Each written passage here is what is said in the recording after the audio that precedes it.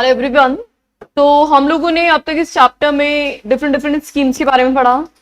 Plus हमने ये सीखा कि एम्प्लॉय कौन होता है ना, कौन कौन सी कंपनीज यहाँ पे कवर्ड होती है, और scheme implementation bye way of trust की कंडीशंस क्या थी, कौन कौन एलिजिबल एम्प्लॉयज यहाँ पे होंगे, कॉम्पनसेशन कमिटी के फॉर्मेशन के बारे में हमने बात सीखी थी, प्लस साथ ही में एसआर कौन कौन से केसेस में हमें पास करना होगा।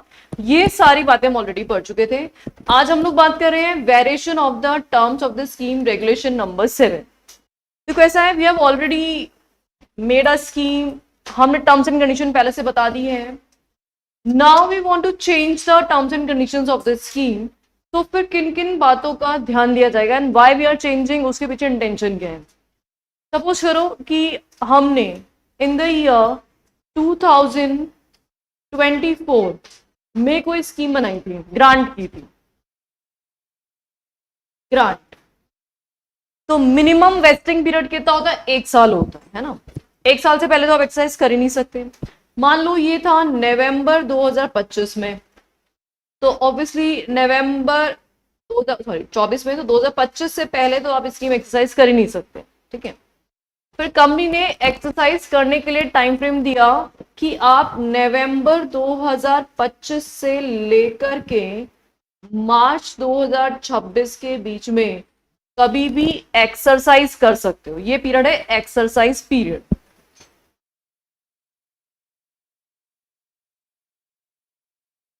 अब नवंबर 25 में एवरीथिंग वाज गुड, सब कुछ ठीक ठाक चल रहा था। मान लो कंपनी का ऑफर प्राइस जो था वो था 500 रुपए, और नवंबर 25 में जब हमने देखा तो शेयर का प्राइस चल रहा था 800 रुपए।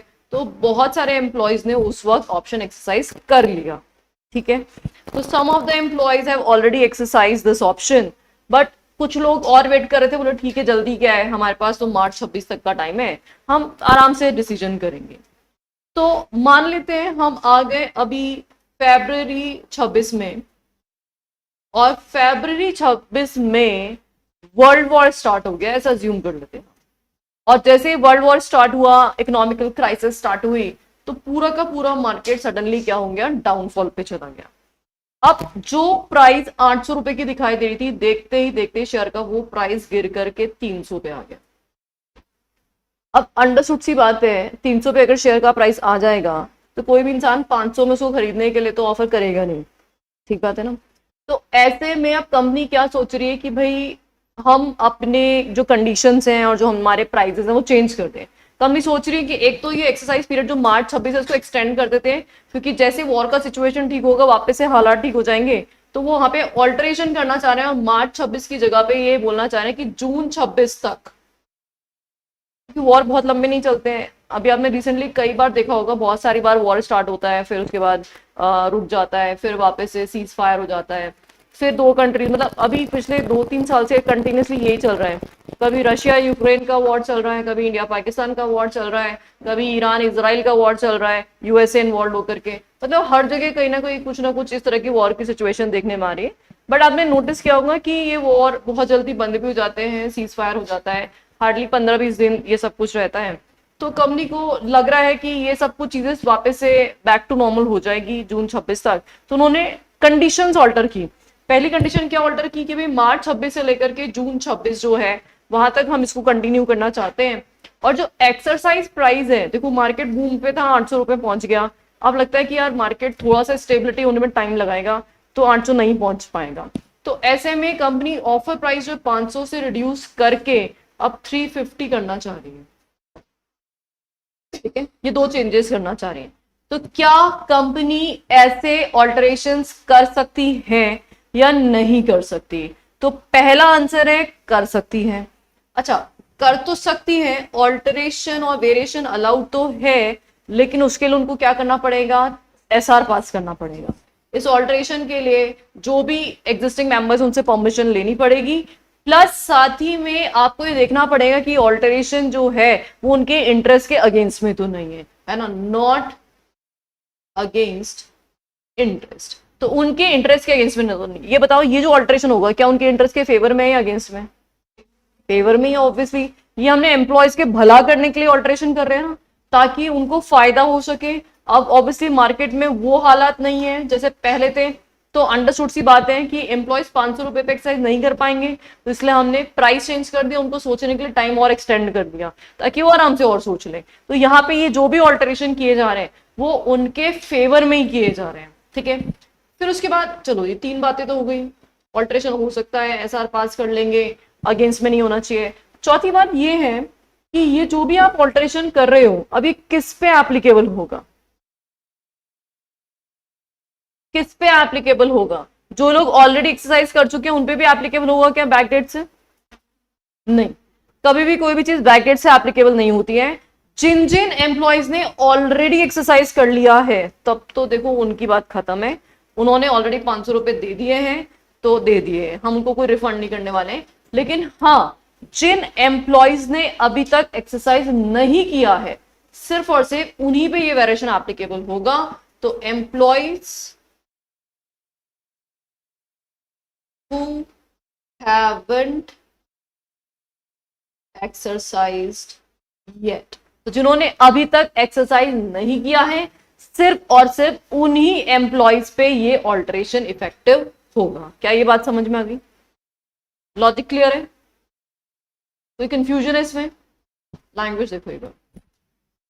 अ कंपनी में by special resolution of its shareholders vary the terms of the scheme offered pursuant to earlier resolution of the general body but not yet exercised by the employees। तो जिन्होंने exercise नहीं किया सिर्फ उन्हीं पे applicable होगा।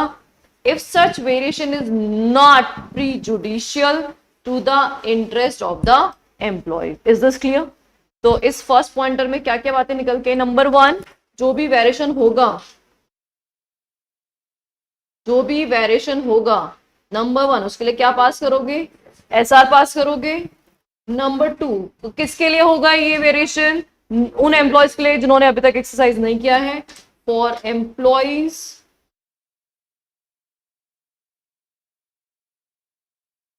who have not exercised yet। और तीसरा जो भी वेरिएशन है वो क्या नहीं होना चाहिए? उनके इंटरेस्ट के अगेंस्ट में नहीं होना चाहिए, नॉट अगेंस्ट देयर इंटरेस्ट,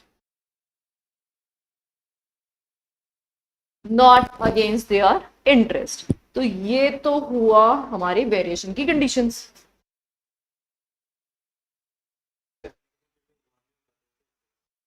नहीं देखो ऐसा होता है, जो पूरा का पूरा एक्सरसाइज पीरियड है, जैसे 3 महीने 4 महीने 5 महीने जितना भी पीरियड होगा, तो हर एम्प्लॉय अपनी कन्वीनियंट के हिसाब से एप्लीकेशन लगाता है, ठीक है। तो कुछ ने पहले लगा दिया, जिन्होंने लगा दिया उन पे एप्लीकेबल नहीं है, अब कुछ ने अभी तक लगाया ही नहीं है। हाँ, वो तो एक्सरसाइज तो एक बार में यस और नो करेगा। मतलब ऐसे इंस्टॉलमेंट में कोई ऑप्शन नहीं होता कि आधे शेयर के लिए आप एक्सरसाइज, ऐसा नहीं होता। ये बात क्लियर है? अच्छा, अब अगर मान लो कोई भी ऑल्टरेशन या वेरिएशन कोई स्टैट्यूटरी गाइडलाइंस की वजह से हो रहा है तो एसआर पास करना नहीं पड़ेगा, फिर तो आपको ऑल्टरेशन करना ही पड़ेगा ना, ठीक है। अच्छा, ये कहानी क्लियर? आगे देखो। The company shall be entitled to vary the terms of the scheme to meet any statutory requirement without seeking shareholders approval by SR। तो अगर if in case ये वेरिएशन किसकी वजह से हो रहा है? ड्यू टू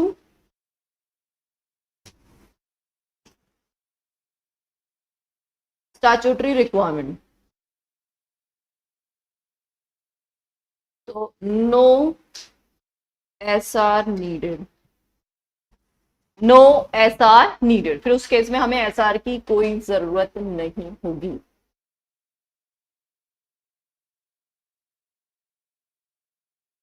तो ड्यू टू स्टैट्यूटरी रिक्वायरमेंट है तब तो आप बाउंड हो ऑल्टरेशन करने के लिए, करना ही पड़ेगा आपको alteration.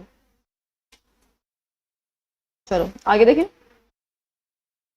The provisions of Regulation 6 of these regulations shall apply to such variation of terms as they apply to the original grant of option, SAR shares या the benefits as the case may be। अच्छा, इस point का simple सा मतलब ये है, आपने original SR पास करके टर्म्स एंड कंडीशन डिसाइड की थी ना, तो उनका जो इफेक्ट होता है ना, सेम टू सेम वही इफेक्ट अब जो हमने SR पास करके ऑल्टरेशन करके टर्म्स एंड कंडीशन डिसाइड की है वो सेम इफेक्ट रहेगा। मतलब ऐसा नहीं कि अब ऑल्ट्रेशन करा है हमने तो वो लेस इंपॉर्टेंट है, पहले ऑल्ट्रेशन क्या था तो ज्यादा इंपॉर्टेंट है, ऐसा नहीं होगा। चलो एक सिंपल एग्जांपल समझते हैं। आप लोग की क्लास का टाइमिंग क्या है? 8:30, ठीक है। अच्छा 8:30 आपकी क्लास का टाइमिंग है। अब मान लो कि 8:30 क्लासेस में कुछ प्रॉब्लम आ रही है और हमने आप लोगों से पूछा कि क्या हम इस क्लासेस को 9:30 कर लें। सपोज कर लो, अज्यूम कर लेते हैं ना। अच्छा अगर 9:30 में जो है 3/4 क्या 80-90% कंसेंट आ गए कि हाँ 9:30 कर लो। 100% कंसेंट तो कभी भी नहीं आएंगे ऑब्वियसली बात है। तो अगर मान लो 80-90% कंसेंट आ चुकी है तो अब ऑल्टरेशन के बाद टाइमिंग कितना हो जाएगा? 9:30। तो अब इफेक्टिव टाइमिंग क्या है? 8:30 की 9:30? तो अब आप में से कोई भी आके ये ऑब्जेक्शन कर सकता है कि ओरिजिनली जब बैच बनाया था तो 8:30 का टाइम था, अब आपने 9:30 कैसे कर दिया? नहीं। तो इसका मतलब जो ओरिजिनली बैच का टाइम था ना, अब वही क्या माना जाएगा? 9:30 माना जाएगा, क्योंकि ये ऑल्टरेशन का इफेक्ट सेम वैसा ही है जैसा कि ओरिजिनल कंडीशन का। आगे बात समझ में? तो इसका मतलब 8:30 तो एक तरह से लैप्स हो गया, खत्म ही है, 8:30 की कोई वैल्यू ही नहीं है। अब तो वैल्यू किसकी है? 9:30। इसका मतलब ये हुआ कि अब मुझे 9:30 से फिर से 8:30 करना है ना, तो मुझे फिर से परमिशन लेनी पड़ेगी। बात समझ में आई? अब मैं ना ऐसे नहीं कर सकती, अरे ओरिजिनली तो 8:30 था, वापस से कर लेते हैं 8:30। अब वो एप्लीकेबल है ही नहीं। अब क्या एप्लीकेबल है? 9:30 एप्लीकेबल है। तो 9:30 को फिर से ऑल्टर करने के लिए फिर से अप्रूवल लेनी पड़ेगी। इट मींस वेरिएशन के बाद जो भी कंडीशंस एप्लीकेबल है उनका सेम वही इंपैक्ट होगा जैसे ओरिजिनल कंडीशंस का होता है। द इंपैक्ट ऑफ वेरिएशन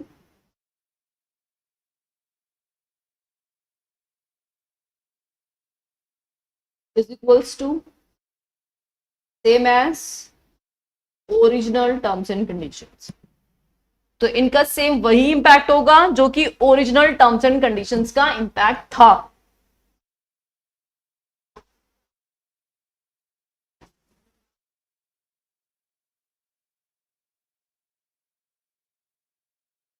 हाँ जी आगे बढ़ते हैं। अब देखो एक कॉमन कंडीशन जो हमेशा से हमें पता है, हम एसआर पास करना चाह रहे हैं वेरिएशन के लिए, तो क्या उसमें हम फुल डिस्क्लोजर देंगे? क्या वही एक्सप्लेनेटरी स्टेटमेंट जाएगा जिसमें हम बताएंगे कि हम क्या क्या वेरिएशन कर रहे हैं और क्यों कर रहे हैं, रैशनल। तो एक्सप्लेनेटरी स्टेटमेंट डाल देंगे हम एसआर पास करने के साथ साथ। तो explanatory statement, full disclosure plus reasons of variations. तो वेरिएशन क्यों कर रहे हैं उसका रीजन, ताकि लॉजिकली उनको समझ में आए, एम्प्लॉयज को, मेंबर्स को, प्लस साथ ही में क्या क्या वेरिएशन करने वाले उसका फुल डिस्क्रिप्शन। चलो ये ऑल्टरेशन की 4 कंडीशन समझ में आ गई क्या? चलो फटाफट से बोलो। नंबर 1, वेरिएशन करने के लिए क्या करना पड़ेगा? एसआर पास करना पड़ेगा। और ये वेरिएशन एम्प्लॉयज, बिल्कुल उन्हीं पे एप्लीकेबल होगा जिन्होंने अभी तक एक्सरसाइज नहीं की है, और वो उनके इंटरेस्ट के अगेंस्ट में भी नहीं होना चाहिए, ठीक है। लेकिन अगर कोई स्टैट्यूटरी कंप्लायंसेस के चलते हमें वेरिएशन करना पड़ रहा है तो फिर एसआर पास नहीं किया जाएगा, जरूरत ही नहीं है। थर्डली इंपैक्ट सेम होगा, जैसे ओरिजिनल कंडीशंस का इंपैक्ट होता है वही ऑल्टर्ड कंडीशंस का होगा। एंड क्या भेजना पड़ेगा? एक्सप्लेनेटरी स्टेटमेंट में full disclosure along with rational की लॉजिक क्या है, क्यों ऑल्टरेशन किया जा रहा है, ठीक है ना। देन अब देखो ये 5th कंडीशन ना कुछ नई कंडीशन नहीं है, ऊपर जो बातें दे रखी है वही लिखा हुआ है, बस यहाँ पे रीप्राइसिंग कर रहा है। अब देखो रीप्राइसिंग इज ऑल्सो ऑल्टरेशन, आप प्राइस चेंज करो दैट इज ऑल्सो ऑल्टरेशन। अब इस पॉइंट में फिर से वापस से सेम बातें रिपीट करती है। रीप्राइसिंग आप कर रहे हो which are not exercise and not has been vested if such schemes were rendered unattractive due to the fall in the price of the shares in the stock market, provided that company ensure that repricing is not detrimental to the interest of the employees।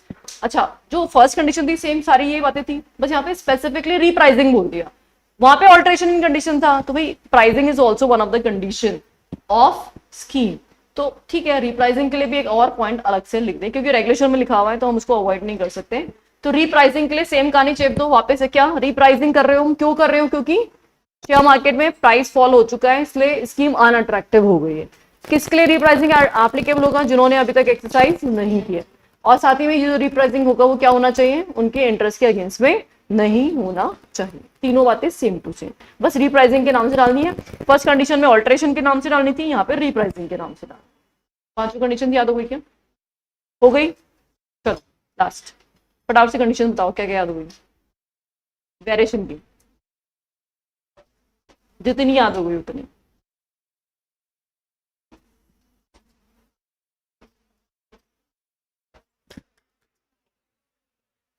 बताओ क्या क्या याद हुई,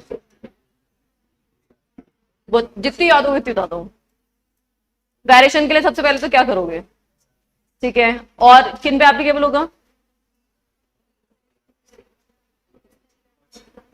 exercise नहीं किया है जिन्होंने, क्या नहीं किया है, एक्सरसाइज नहीं किया है।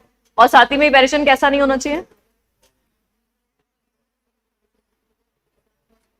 डेट्रीमेंटल टू देयर इंटरेस्ट, या उनके इंटरेस्ट के अगेंस्ट में नहीं होती, एडवर्स टू देयर इंटरेस्ट, है ना। अच्छा, एसआर पास करने की कब नीड नहीं है, एसआर पास कब जरूरत नहीं है करने की,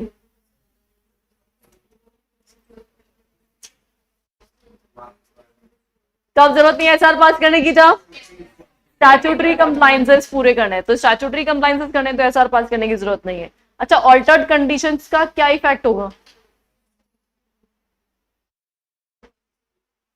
वही इफेक्ट होगा जो ओरिजिनल कंडीशंस का है।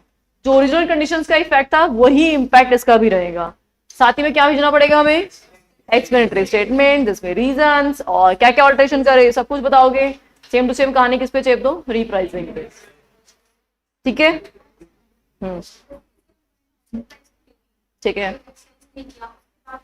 ये कैसे होगा, ऑफर प्राइस दे दी और एक्सरसाइज नहीं किया। ऑफर प्राइस कब दी जाएगी, जब एक्सरसाइज होगा। आप एप्लीकेशन लगाओगे ना एक्सरसाइज की, तभी तो पेमेंट करोगे। उसके बाद किया तो उस पर कोई एप्लीकेबिलिटी नहीं है। हाँ बिल्कुल सिंपल बात है, आपने पेमेंट नहीं किया, आपने पेमेंट कर दिया उसके बाद थोड़ा ना कोई रिफंड होगा आपको, ठीक है। चलो next is winding up of the scheme. Regulation number 8 क्या बोलता है, in case of winding up of the scheme being implemented by a company, excess monies या shares remaining with the trust. अच्छा सुनो, स्कीम वाइंड अप हो रही तो trust क्या करेगा, सारे शेयर बेच देगा, पता है ना, बेचता है ना शेयर। कंडीशन 15 में भी थी ना ये कंडीशन कि अगर winding up of the scheme है तो फिर ट्रस्ट को सब कुछ जो भी है अपना अकाउंट सेटल करना पड़ेगा। तो सारे के सारे शेयर बेच देगा जो भी पेंडिंग है, उनसे आएगा पैसा। अब पैसे से वो क्या करेगा, सारे एक्सपेंसेस मिट आउट कर लेगा और जो भी लोन वोन था कंपनी का वो लोन चुका देगा, ये सारा काम हो जाएगा। अब जो बचा हुआ पैसा है उसका क्या करना है वो ये बता रहा है। After meeting all the obligation if any shall be utilized for repayment of loan or by way of distribution to the employees, या फिर हम क्या कर सकते हैं, एम्प्लॉइज को डिस्ट्रीब्यूट कर सकते हैं, या subject to the approval of shareholders be transfer to another scheme. भाई या तो जो भी पैसा बच रहा है एक्स्ट्रा स्पेयर मनी वो सब किस में बांट दो, एम्प्लॉइज वेलफेयर खाता तो एम्प्लॉइज वेलफेयर में बांट दो, नहीं तो आप उसको क्या कर सकते हो, दूसरी स्कीम में ट्रांसफर कर सकते हो, लेकिन उसके लिए आपको क्या लेना पड़ेगा, शेयर होल्डर्स की अप्रूवल लेनी पड़ेगी as recommended by the compensation committee. अच्छा मुझे बताओ यहाँ पे कौन सा रेजोल्यूशन पास होगा, एसआर या ओआर, एसआर या ओआर, एसआर, हाँ जी क्या बोलते हो, एसआर, हाँ जी यस बेटा। अच्छा एक ऐसा बोल रहे दूसरा ओआर बोल रहे ऐसा, बताओ जल्दी क्या होगा, ओआर की एसआर, एसआर ही होगा, हाँ जी यस बेटा, OR SR, SR, SR, SR, OR, OR, SR, SR, SR, SR, SR, OR, OR, OR, SR, SR, SR, SR, OR, OR, OR, OR, OR. Live वाले बच्चे जल्दी फटाफट से मैसेज करो, एसआर की ओआर, एसआर, अच्छा आपको पता है एसआर के लिए क्लियरली लिखा हुआ होता है कि एसआर पास होगा, पता है ये बात आपको? पता है क्या ये बात? कंपनी लॉ में बताइए मैंने आप लोगों को। एसआर का मतलब है क्लियरली लिखा होगा कि shall be approve by the share holders by passing SR. कहीं लिख रहा है क्या यहाँ पे ऐसा? बिल्कुल नहीं लिख रहा है। और जब नहीं लिख रहा है, साइलेंट होता है, तो हमेशा ओआर होता है। क्या होता है वो? ओआर होता है। Subject to the approval of shareholders, simple इतना ही लिखा है, ये नहीं लिखा कि एसआर वैसआर पास होगा। तो जब नहीं लिखा हुआ है तो बाय डिफॉल्ट वो क्या होता है? ओआर होता है। समझ में आ गया? आप इंटरप्रिटेशन में गड़बड़ मत करना कभी भी।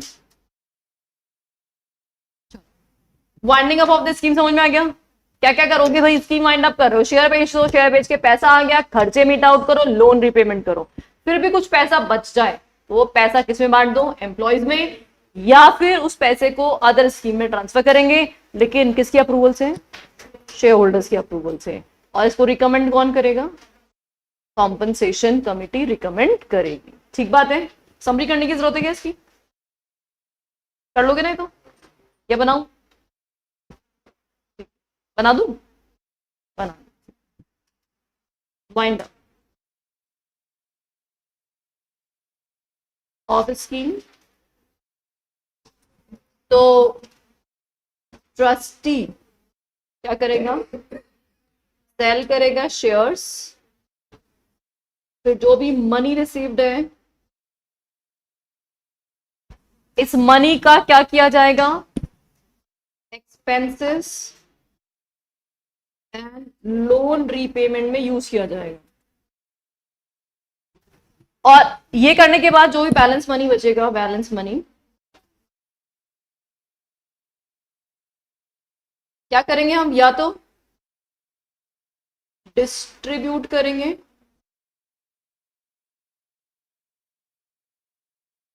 या फिर ट्रांसफर करेंगे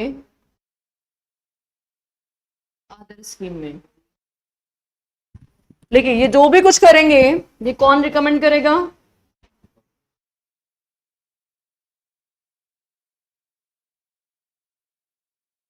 bye compensation committee plus approved by, और लिख दूं सिंपल, ओआर पास करेंगे शेयर होल्डर्स से, और कॉम्पनसेशन कमिटी रिकमेंड करेगी, recommended by compensation committee. Winding up of the scheme.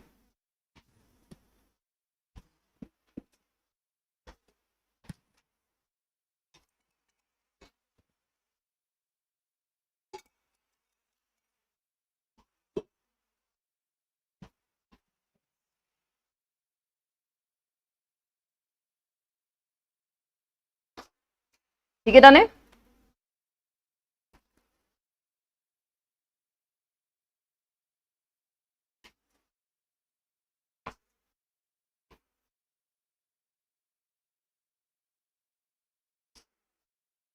Done.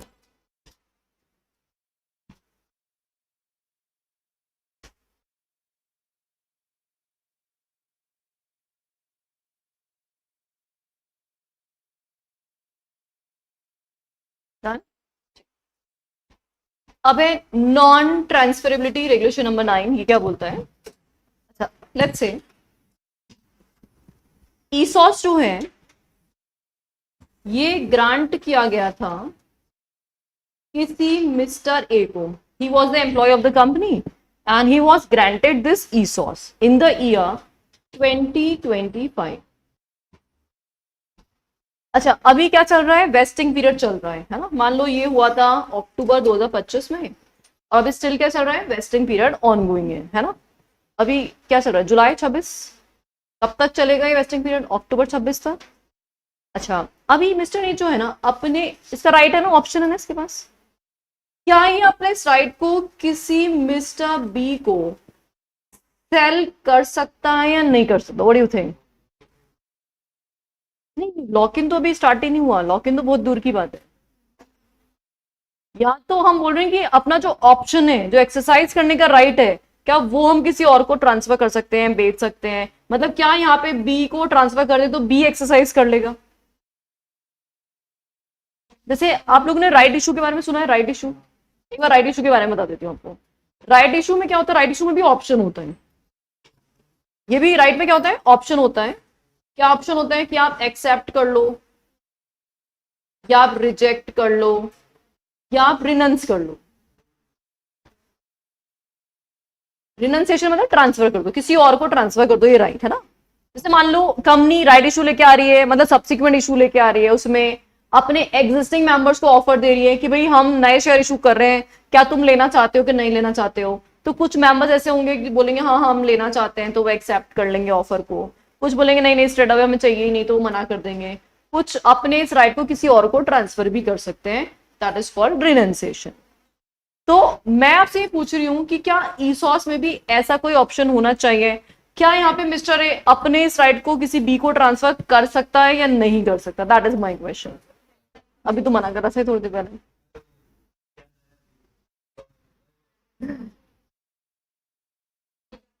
नहीं नहीं नहीं नहीं कर सकता है, सॉरी।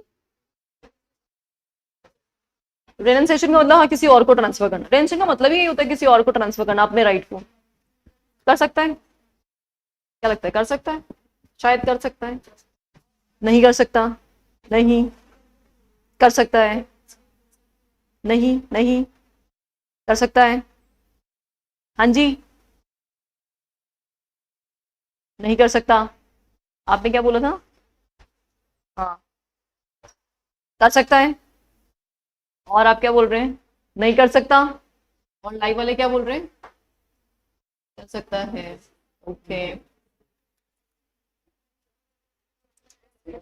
बाकी बाकी लोग क्या बोल रहे हैं, गौरव देशना कर सकता है कि नहीं कर सकता, अच्छा मे बी यस, ओके।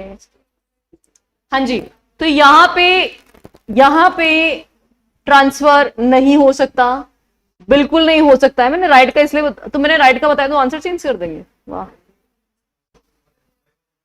किसी को भी नहीं कर सकता, यहाँ पे सेल करने का राइट उसके पास नहीं होता है। तो जिस एम्प्लॉय को ऑप्शन ग्रांट किया गया था वही एक्सरसाइज कर सकता है। फॉर एग्जाम्पल आपने फ्लाइट की टिकट बुक कराई है, फ्लाइट की टिकट बुक कराई है, तो आप खुद ही जा सकते हो, आपने किसी रिश्तेदार को भेज सकते हो। किसको, नहीं शक्ल थोड़ा लिखी होती उसपे, अरे तो नाम, लेकिन हाँ सेम नाम वाला ढूंढना, सरनेम के साथ फादर्स नेम सब सेम कैसे ढूंढ के लेके आओगे, बड़ी दिक्कत हो जाएगी ना फिर उसमें, आईडी वाईडी मैच होगी तो दिक्कत होगी फिर।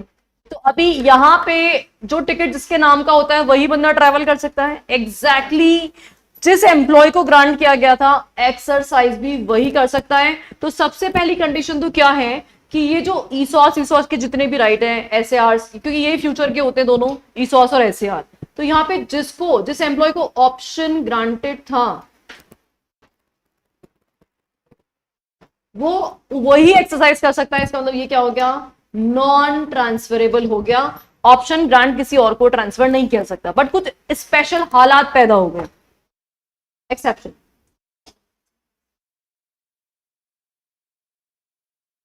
अच्छा लेट से मान लो उस एम्प्लॉय की डेथ हो जाए, डेथ, तब तब लीगल हेयर्स उस राइट को एक्सरसाइज कर पाएंगे, है ना। तो पहला एक्सेप्शन हुआ हमारा, दैट इज हुआ डेथ। अगर एम्प्लॉय की डेथ हो जाए तो ऑब्वियसली फिर वो अवेलेबल नहीं है, तो इन दैट सिचुएशन यहाँ पे ये राइट किसको मिल जाएगा, लीगल हेयर्स को मिल जाएगा। तो जो भी उसके लीगल रिप्रेजेंटेटिव हैं उनको ये राइट अवेलेबल हो जाएगा। अच्छा दूसरा एक्सेप्शन है, मान लो वो हो जाए इनकेपेसिटेड, एक्सीडेंट हो गया, सीवियर एक्सीडेंट, अब वो जॉब कंटिन्यू नहीं कर सकता, मतलब वो खुद से जॉब नहीं छोड़ रहा है, वो जॉब कंटिन्यू नहीं कर सकता। तो अगर इनकेपेसिटेड हो जाए,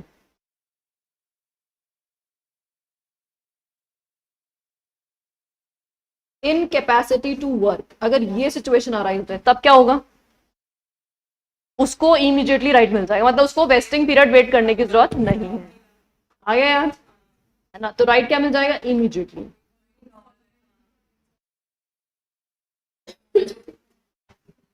इमीडिएटली मिल जाएगा उसको राइट, है ना। मतलब यहाँ पे इन दोनों केसेस में वेस्टिंग पीरियड वेट करने की जरूरत नहीं होती है। नो, नॉट टू,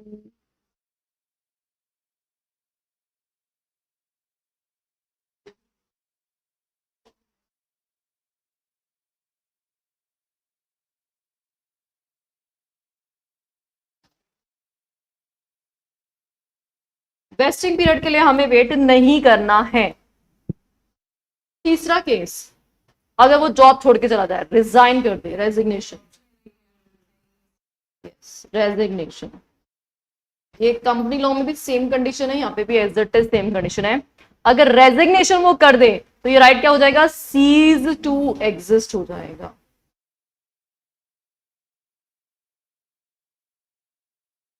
भाई एम्प्लॉय इतना नालायक है कि इतने दिन भी वेट नहीं कर पाया, 1 साल भी, वेस्टिंग पीरियड तक भी, तो फिर कंपनी बोलती हम भी क्यों ध्यान रखें, तो राइट ही खत्म हो जाएगा उसका। अगर वो जॉब छोड़ के चला गया रेजिग्नेशन दे करके, तो उसका राइट ही खत्म हो जाएगा, सीज टू एग्जिस्ट।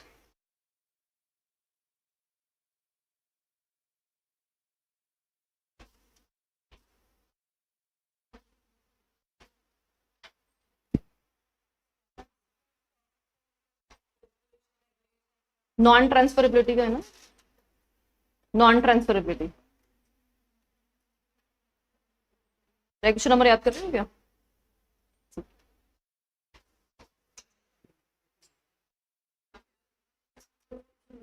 नाम नाम नहीं, अंदर की कहानी भी याद करनी है। हाँ हाँ जी, नोटिंग डाउन, ओके ओके।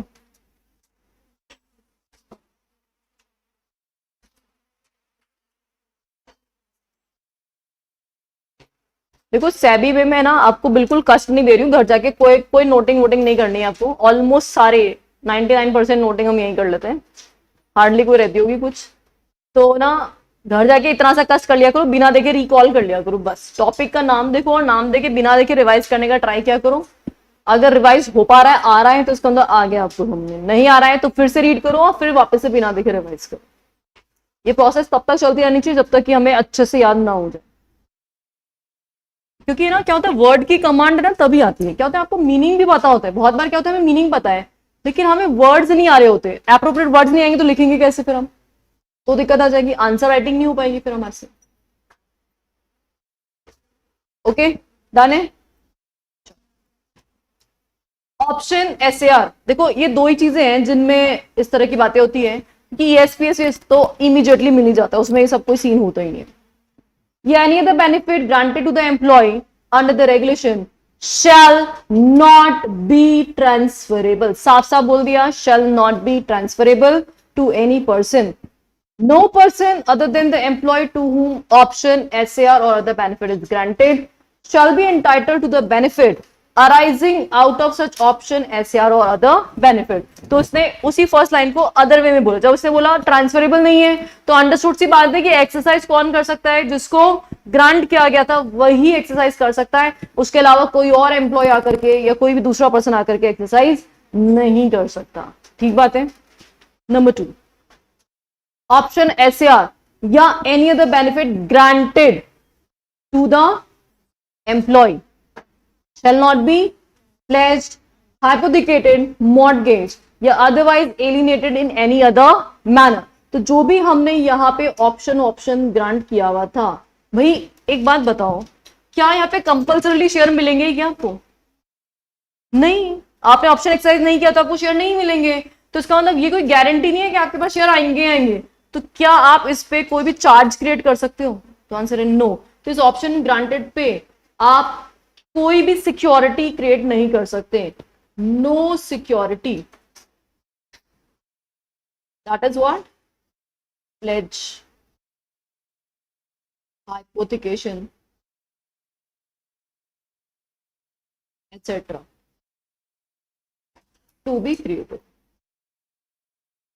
इस पे आप कोई भी सिक्योरिटी क्रिएट नहीं कर सकते, ऑप्शन ग्रांटेड पे सिक्योरिटी क्रिएट करना परमिटेड नहीं है। जरूरी नहीं मैंने ऊपर लिखा है तो आप भी ऊपर ही लिखो, आप कहीं भी जैसे यहाँ पे स्पेस है तो यहाँ लिख दो, जहां आपकी मन करे वहां लिख देना, या अदरवाइज नीचे लिख दो अलग से नोट बना करके।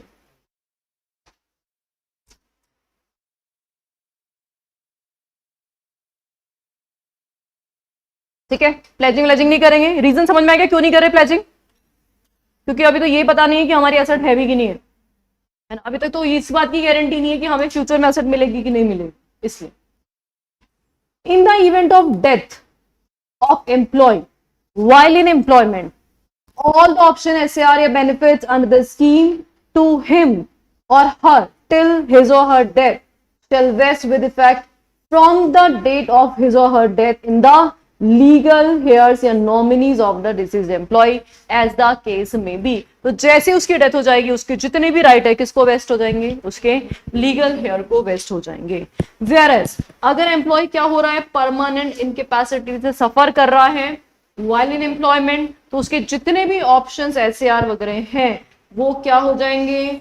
On the date of permanent incapacitated shall vest in him or her on that day, मतलब उसी दिन इमीडिएटली उसको वो राइट मिल जाएंगे, मतलब वो खुद से उन राइट को एक्सरसाइज कर सकता है। लेट्स से आपका ऑप्शन ग्रांट आज से 7 महीने पहले हुआ था और अभी स्टिल 5 महीने बाकी है साल भर होने में, और एक्सीडेंट हो जाता है एम्प्लॉय का। तो अगर एम्प्लॉय का एक्सीडेंट हो गया है तो he is not suppose to wait for 5 months, 5 महीने वेट करने की कोई नीड नहीं है। इमीडिएट इफेक्ट से वो इस ऑप्शन को एक्सरसाइज कर पाएगा और उसको इमीडिएटली क्या हो जाएंगे? शेयर्स अलॉट हो जाएंगे। आगे समझ में? Then in the event of resignation या टर्मिनेशन, भाई जॉब से निकाल दिया गया है या खुद छोड़ के चले गए हो, दोनों ही बहुत सीरियस मामले हैं, तो ऑल द ऑप्शन ऐसे जो भी कुछ थे वो क्या हो जाएंगे? एक्सपायर कर जाएंगे, मतलब अब आप इन ऑप्शंस को एक्सरसाइज नहीं कर पाओगे। समझ में आ गया? चलो आज हमने अभी तक क्या क्या सीखा? वेरिएशन, कंडीशंस वेरिएशन के बारे में सीखा। Number 2 winding up of this scheme. ठीक है, इनके अंदर की कहानी पता है? ठीक है, वाइंडिंग अप में पैसा कहाँ ट्रांसफर होता है बचा हुआ? एक्सपेंसेस पे करोगे, लोन भी पे करोगे, और फिर बचा तो एम्प्लॉयज में बढ़ जाएगा या फिर अदर स्कीम में। किसके कहने पे और किसके अप्रूवल पे? ठीक है, फिर नेक्स्ट इज नॉन ट्रांसफरेबल। तीनों टॉपिक्स क्लियर अच्छे से? चलो, एम्प्लॉय आइडेंटिफाइड एज प्रमोटर या part of promoter group in DOD regulation number 9A। DOD is what? Draft offer document. DOD is what? Draft offer document.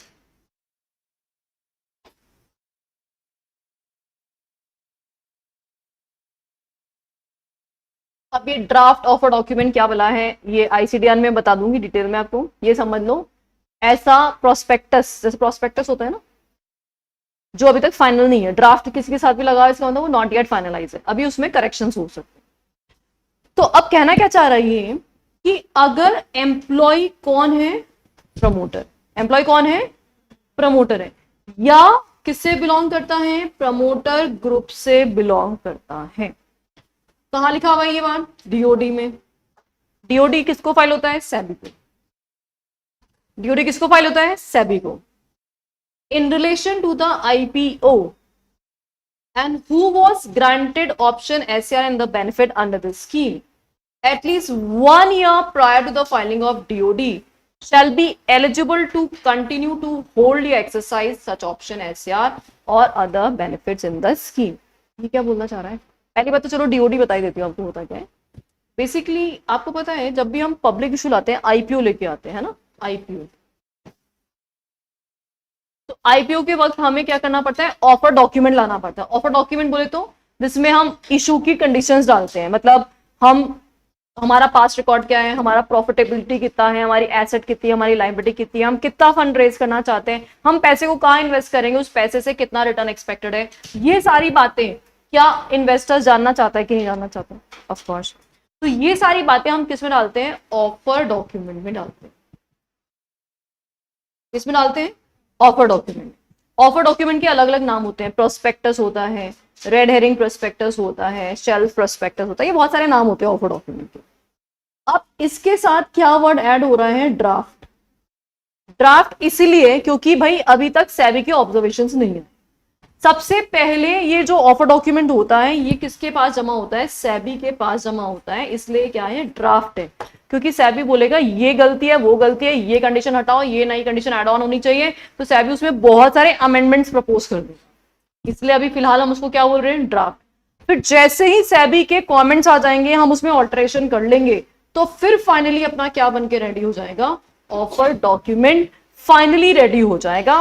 और इसका क्या क्या नाम हो सकता है, प्रोस्पेक्टस हो सकता है, रेड हेरिंग प्रोस्पेक्टस हो सकता है, शेल्फ प्रोस्पेक्टस, जो भी कुछ नाम है वो हो जाएगा। अब किस केस में कौन सा यूज होता है वो आईसीडीआर में पढ़ेंगे।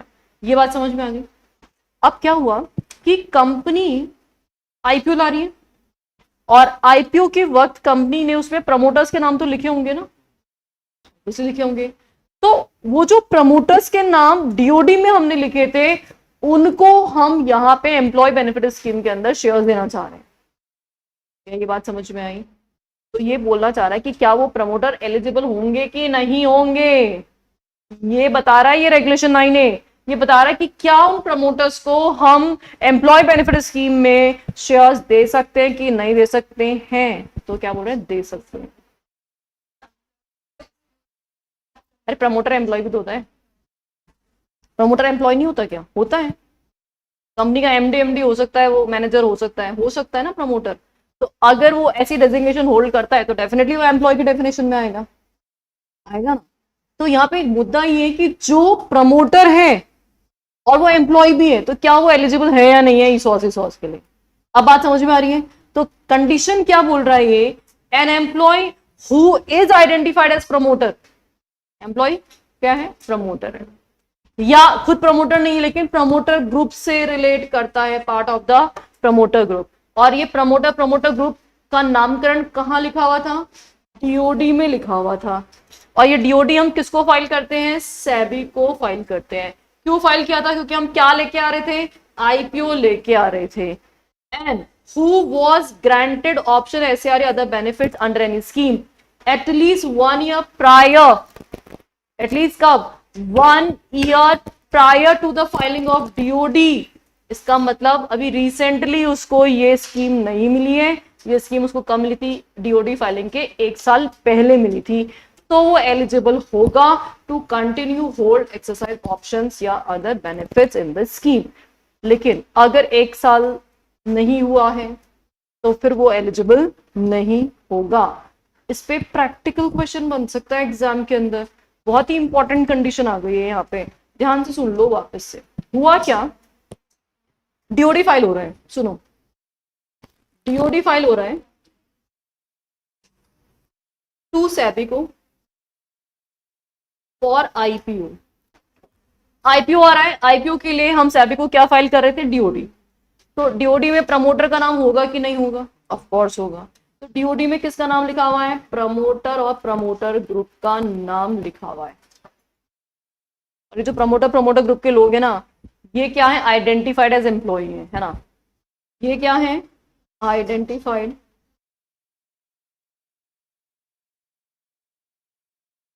As employ. ठीक है, एम्प्लॉय की पोजीशन डायरेक्टर होना चाहिए या एम्प्लॉय होना चाहिए, मतलब कोई ना कोई पोजीशन तो होनी चाहिए। अगर एम्प्लॉय की डेफिनेशन भी फॉलो नहीं करता तो बात ही खत्म हो जाएगी, है ना। तो यहाँ पे बोला आइडेंटिफाइड एज एम्प्लॉय है। अब इस एम्प्लॉय को इस डीओडी से कितने टाइम पहले, 1 year बिफोर, कितने टाइम पहले, 1 year बिफोर क्या किया था, इसको स्कीम ग्रांट की गई थी, was granted minimum 1 year before। Minimum कितने साल पहले, 1 साल पहले स्कीम ग्रांट की गई थी।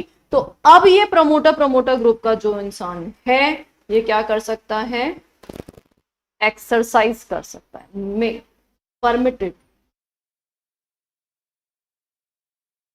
To exercise. अब वो एंटाइटल है एक्सरसाइज करने के लिए, शेयर्स होल्ड करने के लिए, एक्वायर करने के लिए, ये परमिटेड हो गया। और अगर मान लो स्कीम उसको अभी 6 महीने पहले मिली थी तो फिर नहीं कर पाएगा वो। अगर स्कीम 2 महीने पहले मिली थी तो भी नहीं कर पाएगा वो। आपको पता है रीजन क्यों है ये, क्योंकि याद करो एक कंडीशन पढ़ी थी हमने, employee who belongs to promoter group, क्या होता है वो, डिस्क्वालिफाइड होता है, पता है नहीं बात। लेकिन यहाँ पे डीओडी फाइलिंग से पहले ही उसको स्कीम मिल चुका था, और प्रमोटर तो आइडेंटिफाइड कब हुआ है? 1 साल बाद।